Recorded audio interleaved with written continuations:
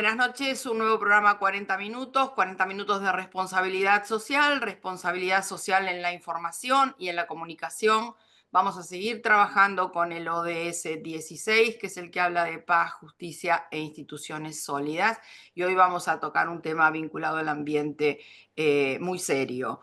En el año 2024 fue un año en que la política económica del gobierno nacional consolidó un esquema de ajuste que impactó fuertemente en varias áreas de gobierno, pero sobre todo en materia social, en materia cultural y en materia ambiental. El presupuesto nacional 2024 tuvo una reducción muy importante, cercana a un 26,3%, con recortes en partidas ambientales muy significativas y que oscilan entre el 34 y el 81%. Y estamos viendo que estamos atravesando un cambio profundo a nivel rol del Estado, a nivel valoración y funcionamiento del Estado, y lo marca claramente el nivel institucional que se le ha dado al entonces Ministerio de Ambiente y Desarrollo Sostenible, que hoy tiene un nivel de subsecretaría de Estado dependiente de la Secretaría de Turismo, Ambiente y Deportes. En el programa de hoy comenzamos preguntándonos qué impacto tiene sobre el ambiente y sobre la vida de todos nosotros este tema del recorte presupuestario, del ajuste económico, y la verdad que creemos que el impacto es grave, por eso vamos a hablar estos temas con la Fundación Ambiente y Recursos Naturales, la FARM, que presentó un documento titulado Presupuesto 2024, crónica de un ajuste anunciado para el cuidado del ambiente. Y hoy vamos a hablar con su autor. Su autor es el licenciado Matías Sena Trebuch, para que nos cuente cuáles fueron los principales hallazgos en este documento y entender un poco las implicancias que trae todo esto. Matías es licenciado en Economía e Investigación de esta prestigiosa organización de nuestro país y ya le damos la bienvenida. Matías, muy bienvenido a nuestro programa de hoy. Hola Alessandra, buenas noches. Muchas gracias por la invitación. Para nosotros es un gusto poder hablar sobre estos temas, porque la verdad que cuando arranqué pensando cómo organizar esta entrevista, pensaba que estamos transgrediendo fuertemente el principio jurídico de no regresión en materia ambiental, ¿no? Y por eso me gustaría comenzar la charla recreando una frase del documento, que vuelvo a repetir, es importante leerlo, es importante conocerlo, que dice que la reducción del rol del Estado en la protección del ambiente no es solo un problema presupuestario, sino que es una cuestión estructural que compromete el desarrollo sostenible del país. Y en estos tiempos, además del problema del ajuste del presupuesto, tenemos el de la subejecución presupuestaria. Y en el informe que mencioné, ustedes dicen que la Subsecretaría de Ambiente, encargada justamente de coordinar estos programas claves en gestión ambiental, han reducido y subejecutado su presupuesto en un 79,4% en términos reales. Contanos un poco sobre estos datos y contanos si pudiste evaluar qué motivó, por qué esta subejecución presupuestaria tan importante, ¿no?, que han tenido. Bien, sí, tal cual. Bueno, primero contarles brevemente cómo es que surge este documento, la idea de hacer este documento que viene por el lado de, eh, al haber una prórroga presupuestaria, que de hecho en el 2025 estamos ante una segunda prórroga, esto otorga mayor discrecionalidad al Poder Ejecutivo para poder hacer modificaciones presupuestarias, justamente. Entonces nosotros lo que queríamos ver desde la Fundación era qué pasaba con las políticas ambientales e ir haciendo un monitoreo en el tiempo, ¿no? Para poder comprender un poco en todo el año qué es lo que pasa, no solamente tomar una foto al final de la gestión y ver qué pasó, sino ir entendiendo un poco más algunos temas con mayor profundidad. Y en esto vemos justamente que el recorte se dio por dos vías, podríamos decir, que tiene que ver con el congelamiento que hubo a principio de año, el año pasado, de todas las partidas, y un alto proceso inflacionario que se dio particularmente en los primeros meses y que continúa hoy en día, si bien no es tan alto, seguimos en un proceso inflacionario, y el congelamiento hace que las partidas pierdan recursos en términos reales, es decir, cada vez pueden comprar menos cosas. Y por otro lado, empezamos a ver que la subejecución en las partidas ambientales fue mayor que en otro tipo de partidas. Es decir, en general en los presupuestos suele haber subejecución. La subejecución suele ser muy baja, se suelen ejecutar casi siempre entre un 90 y el 100% de los recursos, y en las partidas ambientales vemos justamente subejecuciones que alcanzaron solamente el 30%, el 40%, en algunos casos el 20%. Entonces lo que nosotros vimos ahí es una decisión política de generar esta subejecución, ¿no? Vemos que al Estado actual, al gobierno actual en realidad, el ambiente es una cuestión que no le interesa, que ha quedado relegada. Cuando nosotros hablamos de este ajuste que bien mencionabas en los datos, del presupuesto del 26,3%, vemos que las partidas ambientales justamente variaron mucho más. Es decir, nosotros queremos también hacer hincapié en el hecho de que cuando hay un ajuste fiscal, hay ganadores y perdedores, ¿no? En este caso podríamos pensarlas en las partidas. Hay partidas que ganan, hay partidas que pierden. Y esas partidas pues tienen un impacto, ¿no?, en la vida de las personas. Particularmente las ambientales han perdido mucho, porque si el promedio del presupuesto perdió un 26% y las ambientales perdieron entre un 34 y un 81%, significa que estas fueron mayormente perjudicadas que otras.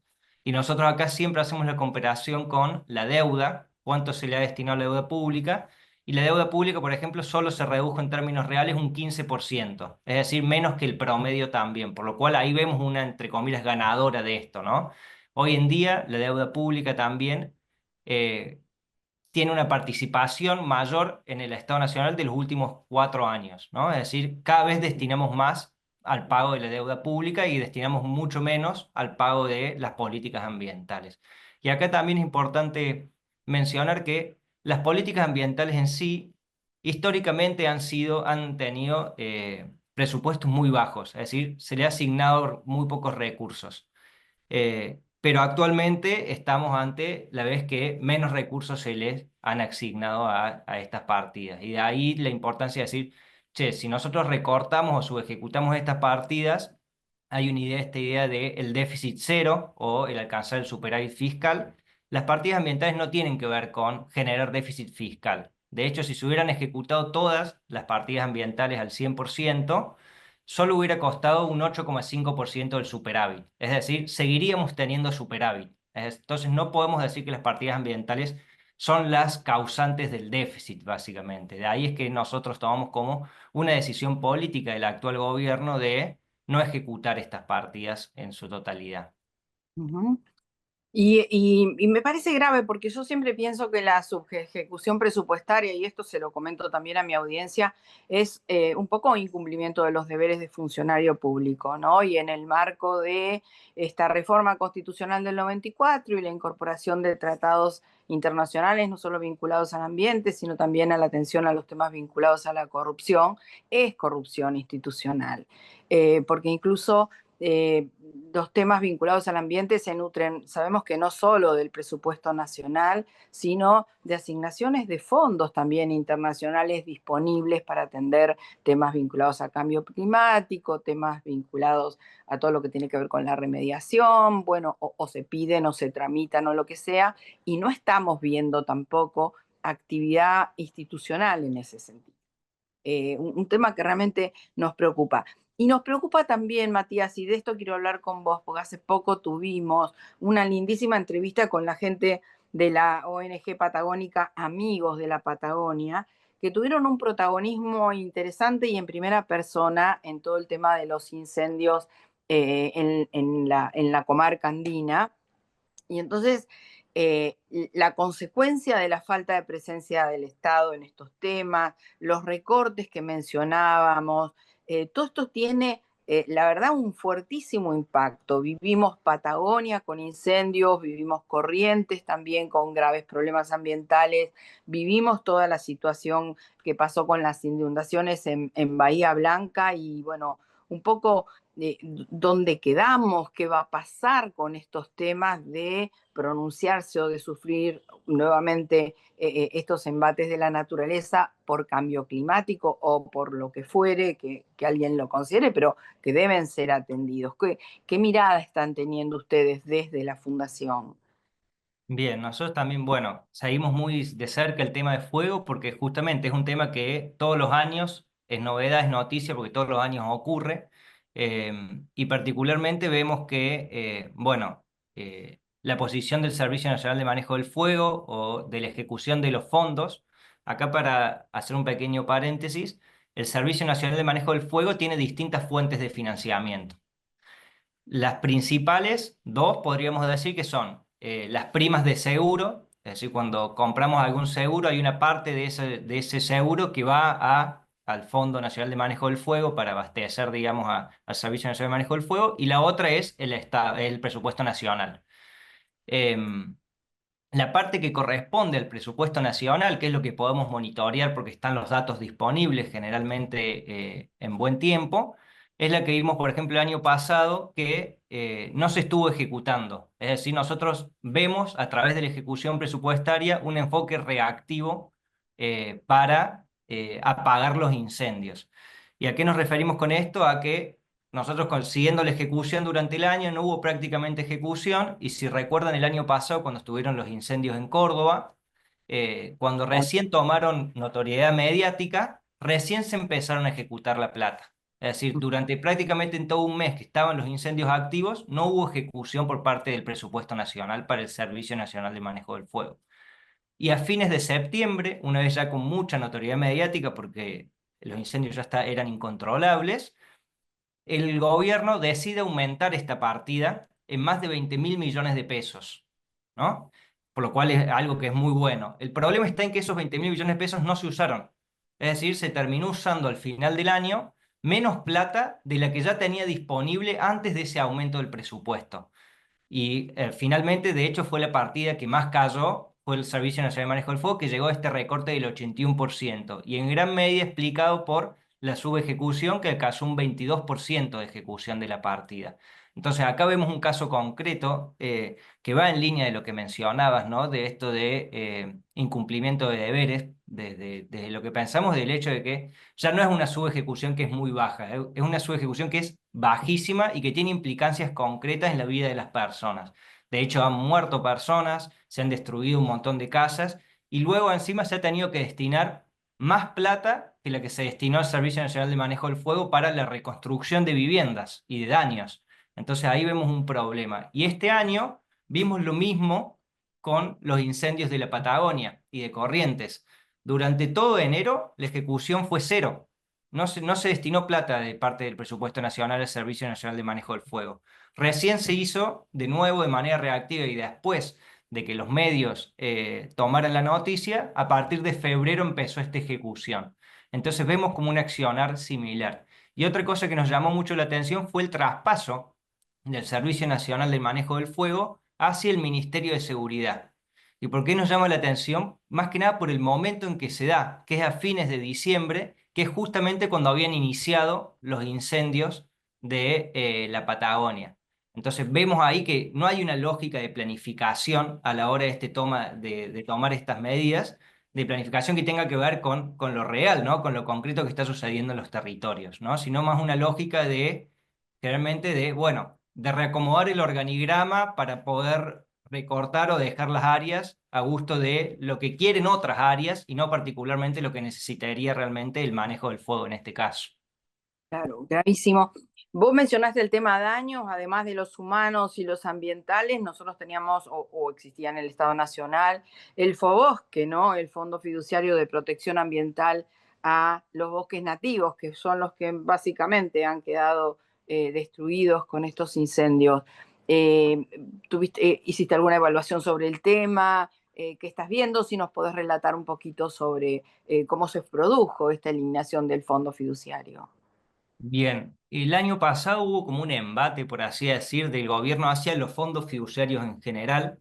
Hay una mirada ideológica en la cual los fondos fiduciarios son malos per se, y que este es un debate que ha estado siempre en torno a los fondos fiduciarios. Hay quienes dicen, de hecho, cuando se aplicaron los fondos fiduciarios era una cuestión por tener mayor transparencia, mayor efectividad a la hora de entregar los recursos, porque permiten giros al descubierto, permiten un montón de acciones, permiten mantenerse también un poco resguardado de la inflación, porque con los fondos se puede invertir la plata y evitar que la inflación te coma un poco los fondos que tienen, pero al mismo tiempo, así como de cierto lado resaltan todas estas cosas buenas, la postura del gobierno es que incumple todo esto, que de otro lado dicen que son buenos, ¿no? Entonces ya los demonizan, por así decir.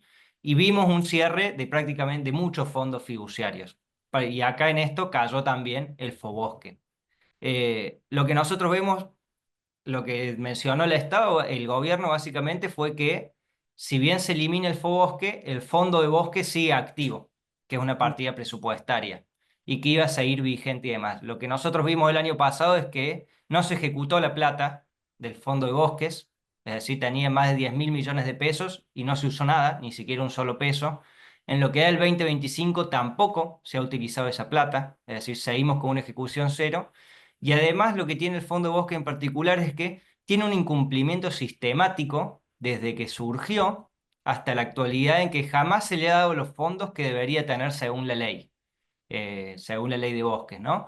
Y Ujú, jamás el año pasado que hicimos un pedido de acceso a la información, también se nos contestó que la única fuente de financiamiento que estaba teniendo el Fondo de Bosques es la que depende del presupuesto nacional y no se ujú, están entregando, no se está recaudando básicamente el 2% de las alícuotas que deberían venir del campo, de las exportaciones del campo.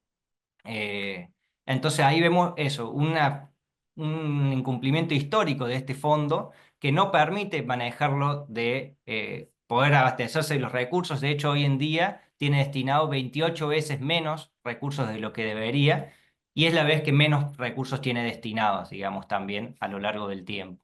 Por lo cual acá también vemos más que nada en la falta de ejecución, de nuevo, ¿no? Estas decisiones políticas de no abarcar las cuestiones ambientales como deberían serlo, como si estuvieran completamente relegadas de la agenda. ujú.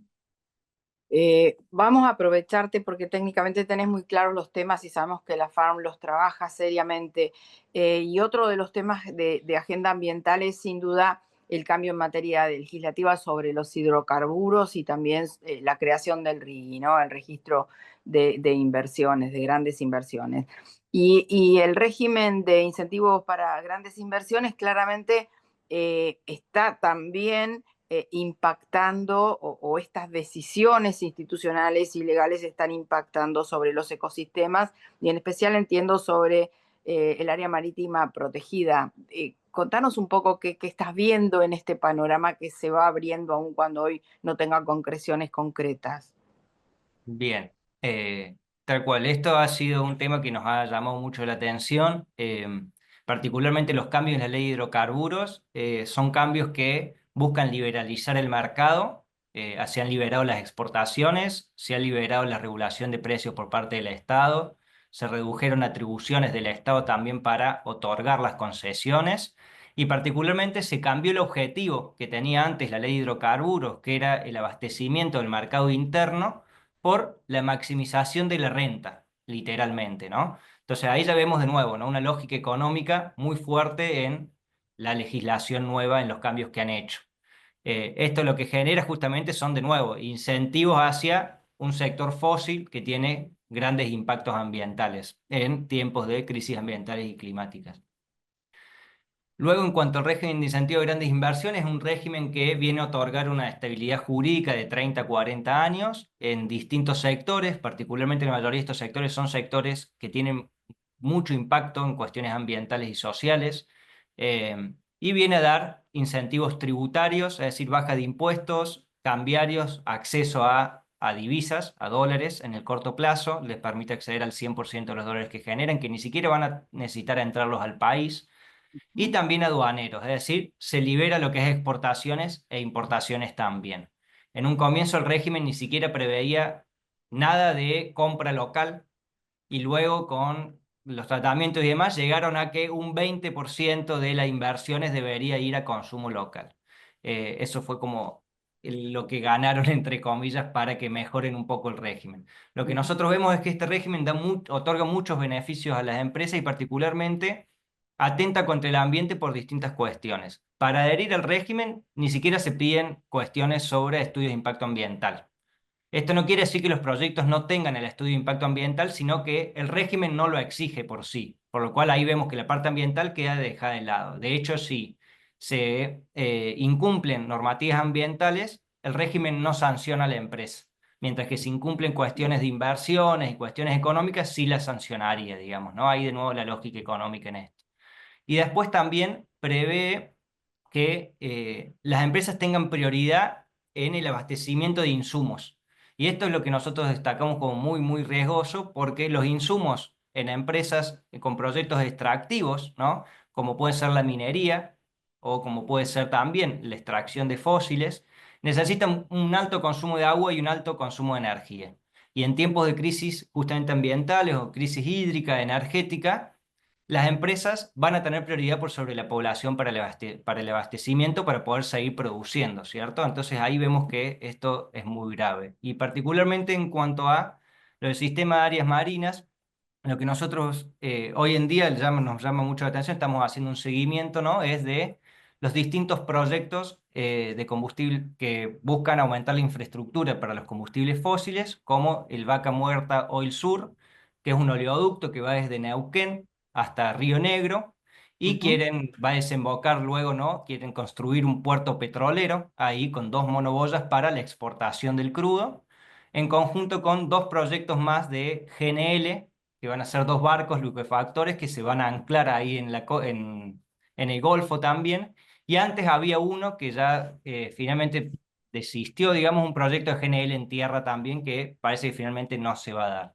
Pero lo que nosotros vemos es que ante un avance también en general de la exploración offshore, se han habilitado muchas licencias. De hecho, la Subsecretaría de Ambiente ha dicho que iba a ser una máquina de facilitar licencias para la exploración offshore, es decir, para la exploración de combustibles fósiles en el mar. ujú, Vemos que la partida del Sistema de Áreas Marinas Protegidas viene desfinanciándose también, se subejecuta y viene perdiendo en términos reales también un 36% el año pasado, ¿no? Entonces, vemos que no va a medida de las acciones que se quieren hacer.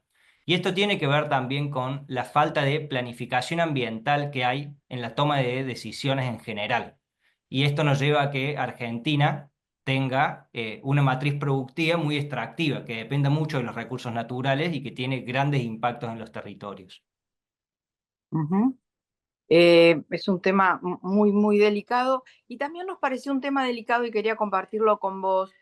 Nosotros durante varios años en este programa tocamos el tema Matanza Riachuelo, ¿no? Y ha decidido un tema que había sido, digamos, estructurado técnicamente con la Corte y con la CUMAR.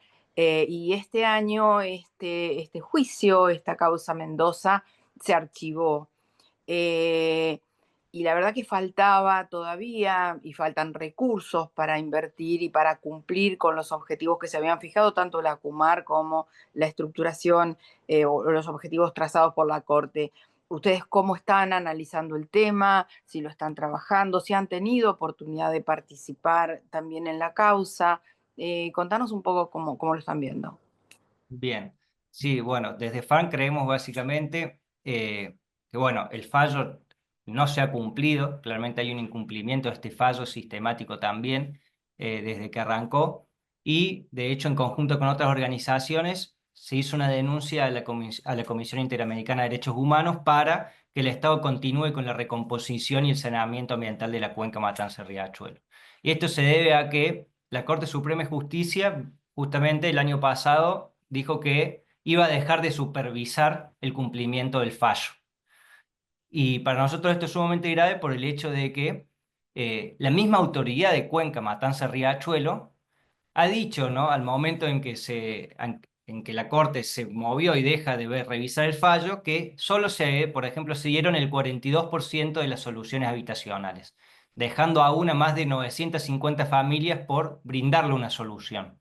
No se han cumplido parámetros de calidad de agua, no se ha cumplido el tema de las redes cloacales. Entonces, hay un montón de cuestiones todavía por avanzar en esto, y también a nivel presupuestario vemos que el 2024, por ejemplo, fue el año que menos plata se le destinó al saneamiento de la cuenca Matanza y Riachuelo. Es decir, menos plata en cuestiones de la cantidad de plata del presupuesto. Es decir, si vemos cuál es la importancia dentro del presupuesto nacional, en el 2024 fue la menor en los últimos 4 años, ¿no? Y este año, en lo que va en estos primeros 4 meses ya que pasaron, también vemos una ejecución, la ejecución más baja de los últimos 5 años en estas partidas. Entonces vemos un parate en lo que tiene que ver con el cumplimiento del fallo en cuestiones de infraestructura particularmente también.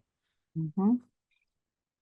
Matías, a ver, pensando de acá a fin de año, ¿cuáles podrían ser los temas que van a marcar agenda ambiental especialmente? ¿Cuáles serían? ¿Por qué debemos prestarle atención? ¿Cuáles son las alertas que estarían hoy, digamos, marcando una mirada más profunda, más interesada y más comprometida sobre estos temas? Bien, bueno, la verdad que con este gobierno a veces es difícil tener un mapeo de qué puede llegar a pasar porque de golpe surgen cosas que ya las teníamos por dadas, aceptadas, debates que pensamos que ya los teníamos establecidos y hoy en día hay que volver a darlos. Particularmente creemos que queremos llamar un poco la atención, así como lo hicimos todo el año pasado, sobre el fondo fiduciario del FOBOSQE. También hoy en día queremos que entre en juego, entre en riesgo, que también lo mencionamos el año pasado, el Fondo Nacional de Manejo del Fuego, que también es un fondo fiduciario, y que tiene que ver con la lógica de cierre de los fondos fiduciarios y también porque en el acuerdo con el Fondo Monetario Internacional, una de las pautas era ir al cierre total de los fondos fiduciarios, salvo uno o dos, digamos, ¿no? Entonces creemos ahí que eh, hay una alerta para estar viendo todo el tiempo, haciendo ese seguimiento y evitar que se dé el cierre de este fondo. Y después, por otro lado, en lo concreto, digamos, lo que tenemos hasta hoy en día, tiene que ver con la llegada de estos nuevos proyectos a través del régimen de incentivo para grandes inversiones, que son particularmente los que se han anunciado, más que nada relacionados a la extracción de litio, a las minerías y también a los combustibles fósiles. Entonces ahí creemos que nuestro foco hoy en día está puesto más que nada en esos proyectos para ver cómo se llegan a cabo, si cumplen realmente lo que tienen que cumplir en cuanto a participación ciudadana también, y bueno, y los impactos que puedan llegar a tener, porque nosotros también lo que siempre mencionamos es la falta de evaluaciones de impactos acumulativos, ¿no? Eh, que tiene que ver con que no se hace una evaluación de impactos acumulativos entre los distintos proyectos que van a estar en un mismo lugar, sino que se hacen de manera aislada como si los otros proyectos no existieran y eso puede generar graves problemáticas a futuro. Hablaste de participación ciudadana, yo hablé de principio ambiental de no regresión y mirando un poco a las organizaciones del tipo de la FARC y su presencia tan activa y demás, cómo están pensando que se viene esto, por lo menos a nivel fin de año, a nivel año que viene, a nivel futuro, a nivel agenda pendiente de desafíos, temas a tratar, a discutir, a poner también en agenda para que las mire no solo el gobierno, sino también el poder legislativo, imagino, que están trabajando, contanos. Bien, mira, nosotros, bueno, lo que hemos visto hasta ahora, estamos con una profunda preocupación con las cuestiones ambientales, ya que se ha instalado un enfoque en donde el Estado es mínimo, ¿no? En materia ambiental y justamente esto que vos decís, ha generado regresiones, ha violado el principio de no regresión ambiental también y termina poniendo en riesgo derechos constitucionales como viene a ser el derecho a un ambiente sano. Creemos que es muy necesario desde nuestro lado y también obviamente, ¿no? Desde la participación ciudadana este cumplimiento y fortalecimiento de las normativas ambientales vigentes que tenemos hoy en día y bueno, el hecho de que no solo la ciudadanía busque apropiarse, sino que desde el Estado se den las circunstancias para que haya una mayor participación ciudadana concreta, ¿no? Una mayor democracia en ese sentido también. Y también buscamos, ¿no? a que la gente, y tanto nosotros como toda la agenda y la agenda política también, ¿no? A nivel diputados, senadores y demás, se apropie activamente de estos debates ambientales y para poder pensar, repensar un poco, ¿no? ¿Qué matriz productiva queremos para el corto plazo? ¿Qué energía queremos también, ¿no? Para el corto, mediano, largo plazo? Una de las cuestiones que nosotros también mencionamos de importancia es generar los ordenamientos ambientales territoriales que estipula la Ley General del Ambiente, que buscan, que sería una buena herramienta para abrir el espacio a estos debates justamente, ¿no? Desde una mirada donde tenga el principio justamente de prevención, de sustentabilidad, de equidad intergeneracional, de participación ciudadana, que respeten cuestiones ecológicas, culturales, sociales y económicas en los territorios. Eso, abrir un poco la voz, la pelota hacia que la ciudadanía pueda elegir un poco o pueda debatir, informarse sobre los distintos temas Y bueno, y ponerlos en agenda, ya tanto sea en agenda mediática, de hecho ya muchas gracias por el espacio, y también en la agenda política en particular también, que hoy en día está costando tanto, porque también existe esta dicotomía, ¿no? Entre economía y ambiente, como si fueran dos cosas separadas, cuando en realidad son dos partes de la misma moneda. Y desde ahí también creo que hay un gran desafío a romper esa lógica de pensamiento económico que tenemos hoy en día para establecer políticas y también para marcar la agenda hoy en día de qué cosas son importantes y cuáles no.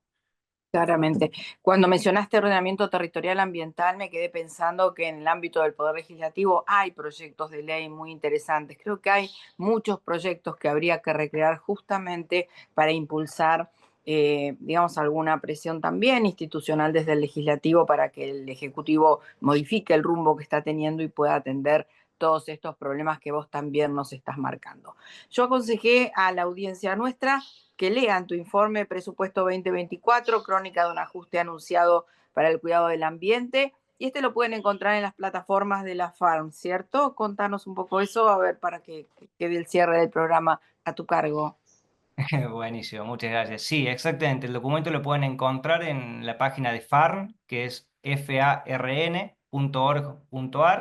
Ahí van a estar, ahí están cargados todos los documentos que generalmente hacemos de distintos temas y también comunicados, ¿no? Como que estamos teniendo una buena reacción ante las cuestiones coyunturales. Entonces también ahí tenemos comunicados que son más breves, que explican brevemente estas temáticas, los distintos temas que hemos ido tocando están ahí explicados, así como están en un documento largo. También buscamos realizarlos en documentos más cortos que sean más accesibles para el público en general también. Este año fórmate en responsabilidad social. Hoy el conocimiento solo no alcanza. En EduForce te ayudamos a comprender la realidad. Y te damos las herramientas para llevar la responsabilidad social al interior de tu organización. Desde un proyecto hasta una estrategia integral. Te enseñamos a diseñarlos, ejecutarlos, a medir y comunicar los resultados. En nuestra plataforma digital puedes encontrar textos, vídeos y participar de clases en tiempo real con el profesor y otros alumnos. Lo haces a tu ritmo, desde la comodidad de tu casa. Llevamos más de 16 años formando nuevas generaciones de líderes comprometidos con el desarrollo sostenible. Y ahora también en perspectiva de género. Ingresá en eduforce.com.